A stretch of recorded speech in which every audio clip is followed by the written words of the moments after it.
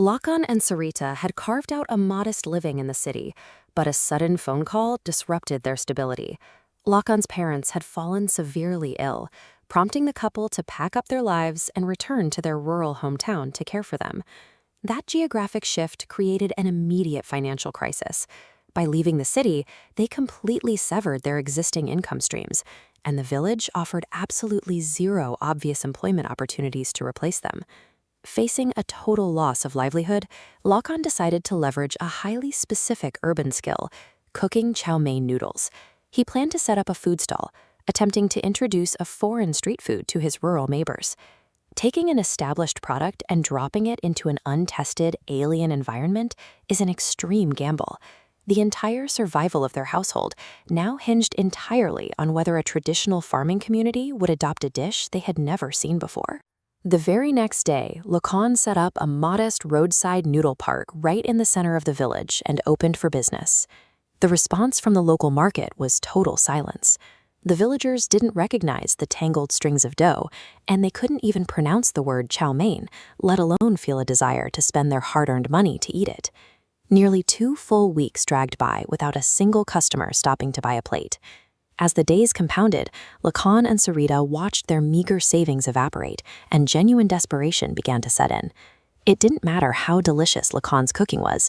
A superior product holds zero value if the target demographic lacks the basic context required to understand what it actually is. Realizing his approach was failing, Lockon sought out his old friend Shyam, a local shop owner who had a deep understanding of how the village economy functioned. Shyam diagnosed the bottleneck. Lockon was hitting a hard barrier at the point of purchase. The prescription? Market education. By temporarily removing the purchase barrier and operating at a loss, villagers would experience the product, organically looping back to generate actual demand. Following the advice, Lockon and Sarita spent the next 3 days cooking batch after batch of chow mein and handing out free plates to anyone walking through the village square. The strategy worked. Intentionally sacrificing short-term profit is often the unavoidable cost required to educate a customer base and establish the foundational trust needed for a sustainable business. Once the villagers tasted the dish, the economic freeze thawed overnight. Eager, paying customers suddenly swarmed the cart, generating massive daily profits. But as the cash piled up, Lockon's internal psychology shifted dramatically. The humble provider vanished, replaced by a man intoxicated by his sudden wealth and local status. He fell into the monopoly mindset. This seesaw represents market leverage. Lockon falsely believed all the power crashed down on his side.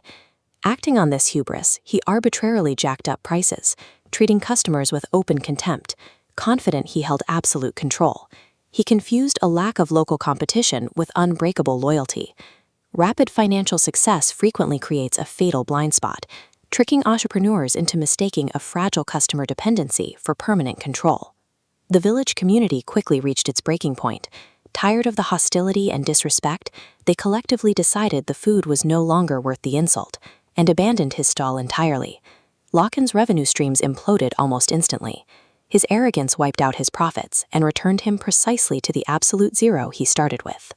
Standing alone next to a cart full of unused ingredients, Lockon finally faced reality. His chow mein recipe was just as perfect as it had been during his peak earning days, but his character was deeply flawed, and that flaw had bankrupted him. A commercial transaction involves a social contract. Consumers purchase a relationship built on mutual respect, and when that respect is violated, the market vanishes, no matter how exceptional the actual product might be. Lockon didn't double down on his pride. Instead, he instantly rolled back his prices to their original levels and began addressing every person who walked by with genuine humility and gratitude. The recovery was not instantaneous. It took time, but slowly and methodically, the villagers cautiously returned to the cart as Lockon steadily rebuilt the social trust he had so carelessly destroyed.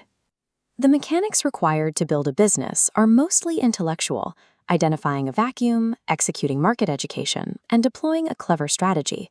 But the mechanics required to sustain that business are entirely behavioral. Tactical intelligence might ignite that initial burst of prosperity, but only enduring humility can ensure that your success doesn't burn itself to the ground.